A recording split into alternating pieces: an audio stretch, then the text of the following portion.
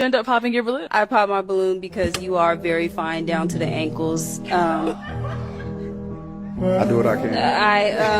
I just, it's a pet peeve of mine when men wear pants that don't cover their ankles. Okay. So that was why I popped. Got it. So why'd you end up popping your balloon? He said the smile thing, and I'm not much of a smiler or a laugher. I'm more serious, so yeah. You won't really catch me smiling that much. Why? I don't. You don't want to smile? No. She's smiling right now. I know, that's what I was like, why? But you're very handsome. I appreciate it. That was unique, someone that's attractive. Yes, she is. Popped because of smile. He likes yours. I know. Your balloon because I think you're well dressed for yourself, but for me, I like someone that has like more of a baggy fit to their clothes. You look amazing, but for me, I like someone that has like an upscale streetwear style to themselves. So that's pretty much why I think that walking together, our style just would clash. I mean, together today, we look amazing. Do you usually wear tight fitted pants? Because for me, like I like someone that has like a looser baggy fit, like something that's like a little oversized. I wear whatever I'm feeling. Okay. I'm not going to switch up the way that I dress myself for anybody because I know As I you carry shouldn't. myself well and I dress well. Yeah. You know, so I guess it ain't me. Unfortunately, that is all of the balloons popped, but we do thank you for coming on.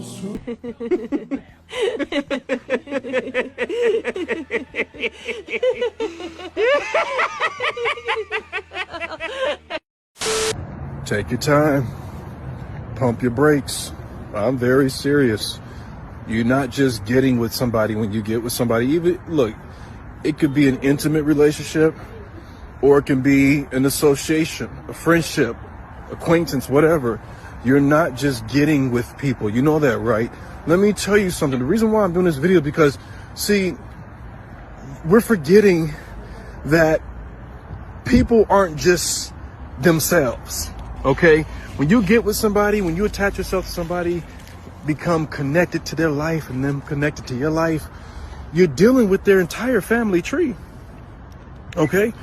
You're not ever dealing with just one person. You're dealing with, see, I'm saying this because some folks got some serious spirits in their family. Some folks got some serious mental illnesses in their family, a lot of times that aren't even diagnosed. Okay, and so here you go hitching up with this person, that person, whether it's in an intimate relationship or not, and then they doing some serious damage in your life. You better take your time. You ain't that bored. You ain't that lonely.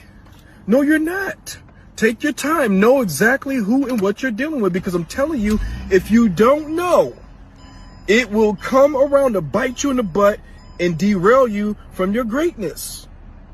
I will see you in fucking hell, you fucking asshole, you fucking liar, you fucking manipulator, you goddamn wish you would have played your cards right with me, you fucking asshole!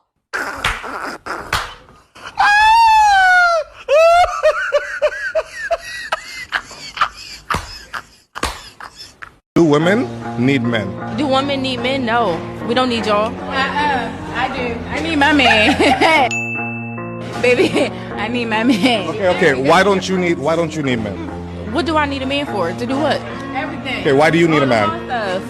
Because we was created to be soft and nurturing. We ain't created to be working hard. We need a man. I need man. I need my man. I mean, I got a man, but I don't feel like I need him, but I like him around. More I feel than like men. men need women more than we need them. Y'all can't do yourself. Delusional girl math. We've always been told there's one of two choices. You can have a beta or an alpha, and nobody wants the beta when you're a strong female. Yeah. Or maybe, most of us don't, right? Yeah. So we're always going for alphas, and alphas are like, I need you to be submissive, and they're super competitive with us, and we have a lot of challenges. Yes. Later, I discover the Sigma. Hey, dummy! Are you retarded or just plain stupid? No, I'm Forrest Gump. The Sigmas do not compete with their women. They want their women to be strong and independent. It doesn't mean they're not being gentlemen and chivalrous. They're still showing up that way, but they're a bit of a lone wolf. They're natural leaders. They kind of sit in the background. They get pulled to be leaders and run things because of their natural leadership skills. I'm gonna tell you something. This pimping that I got in my blood, it came from a family tree. My granddaddy was a pimp. My great-great-great-granddaddy was a pimp. I'm talking about pimping since pimping. In a culture now where loneliness is like an epidemic. How do you overcome it? You have to become more social. You have to put yourself out in this world and not be so virtual. Loneliness and being alone has a momentum to it. You're alone a lot, you get more and more afraid, you get more and more timid. Encountering people becomes difficult, painful. It's like a skill that you lost and it's harder to get back. You don't think of it that way. You think of, I don't want to go to that party. You've got to force yourself in the opposite direction. You've got to build that opposite momentum. The more you're out in the world, the more that you're social, the more that you're meeting people, the more that you'll have chances for finding somebody that has similar interests to you. If online, able to find people with similar interests to you and share that, find a way to make it not so virtual. Meet people. Go to these places where there are people who are like-minded to you. Force yourself to become more social. But the most important thing of all, to be okay with being alone sometimes. Actually finding it, oddly enough, kind of pleasurable. To not have all those annoying noises, those annoying people, all that narcissism out there, all that crap that we have to deal with. Yeah, I like being alone sometimes. We don't give a fuck!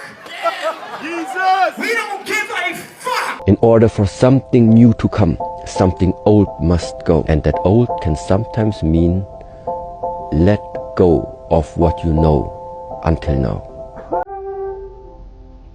Empty the cup and start from the beginning.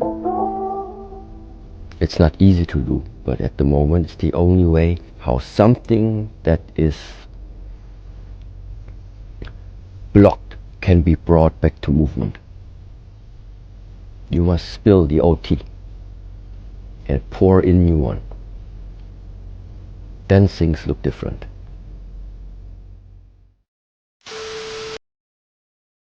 A lot of shit pissed me off, but Sensei has been teaching me to harness my anger.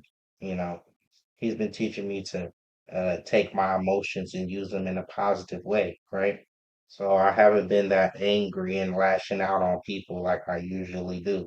You know what I'm saying? So, yes, it is good to be alone sometimes, so you can get with your inner thoughts and understand where your perception of life is, where you want to be at, where you want to go, what you want to do, and where you've been at already, you know what I'm saying? And appreciate where you've been.